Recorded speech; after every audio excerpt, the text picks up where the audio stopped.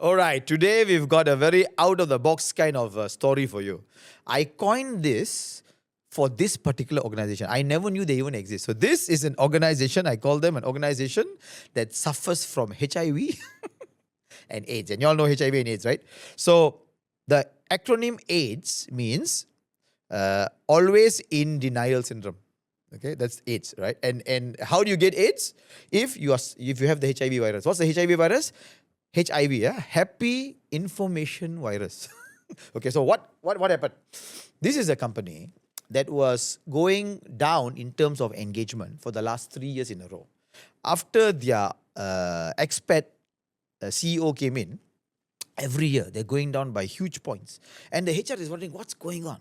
So what I did is, what I normally do, I go into the company, I do focus groups, and I also do interviews with the managers, focus group with the staff. And I interviewed all 250 plus staff, and I found out that they could not speak about negative stuff in the office. So you would think, good, Suresh, good. No gossip, no. But for them, if there was something wrong, if there was a problem, if the market was giving them signals, but it was negative, they could not speak about it to the bosses because the bosses only wanted to hear good news. And the GMs would tell all the sales managers and the regional sales managers, only give us good news. Don't give bad news. And they had a particular diagram in the office which says, never point upward. Which means whenever there is a mistake, never point to the bosses. The one all God sitting in heaven. They only make the right decisions. Always point back to yourself. That was their mentality. So you cannot speak up. So this was that company, HIV, yeah? Only happy information. And they tell me straight, Suresh, if we don't give them happy information, good information, positive information, they will ask us to go and fix ourselves. It's always us which is a problem. Now I understand. Sometimes, yes, we have to look at ourselves also. But when the customer is telling you this is a problem, and the client is telling you this is not working for us, you have to change it. So when I did that, when I sent that message to the CEO, it was over a lunch meeting. And her personality, let me tell you the personality of the CEO. She is one amazing woman. Top performer from her home country, Australia. Top performer. Now she comes to Malaysia and she starts to experience this. When we met for the first time, she says, Suresh, engagement is going low. I think it's a culture issue. I get very upset when I hear expats talking about culture issue. I will say palu tak kau. Now, culture is culture, yes, but human connection, relationship, because every culture has human beings with emotions.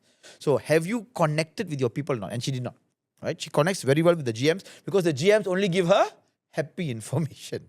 And they also don't like to give her bad information. She also told them, only good news. The rest, you all settle, that's why I hire you. So she is that type. So when I give her negative information, can you imagine? The face changes, the body language changes. She looks at me, she's very upset.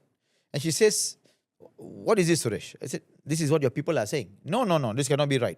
I have not heard this before. Of course you haven't heard this before. Are you kidding me? Because nobody tells you, they are afraid of telling you. And I told her, people are so afraid of speaking up to you. And so they don't say it to anyone. They don't even say it to the GMs because the GMs don't want to hear. So when I gave the same report to the GMs, they said, this cannot be right. They were in denial. So always in denial syndrome. That's where it came from. So what happened at the end of the day? We still went through the interventions, right? We still went through, but management could not accept. They just could not accept. They kept on blaming the marketing team. They kept on blaming the sales team. They kept on blaming the customers. But they never took charge of what the market was talking to them. And as a result of that, their business kept on going down. And this is in the pharmaceutical space. Right? In the pharmaceutical space, very, very competitive. But if you don't listen to the market, you don't listen to your people, you will lose. Now, end of the story, what happens? She leaves. Once she leaves, let me tell you, they all celebrate. They celebrate, and she said, again, for her, at the end of the day, it was always a cultural issue. Always a cultural issue.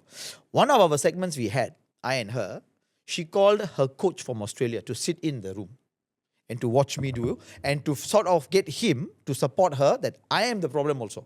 Suresh also is the problem. And this is what happened.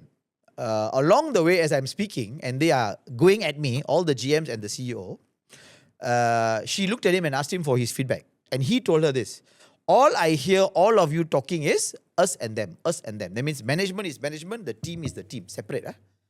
So then he gave it to her one round also. You are not even one team as it is.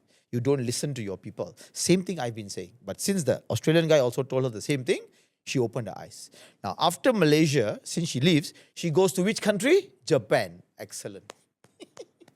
Very top down. Also, quite male dominant in terms of business. Of course, now they have a female premier up there, but most of the time it's very male dominant. And now it's an expat white person going to Japan to lead Japanese men. Good luck.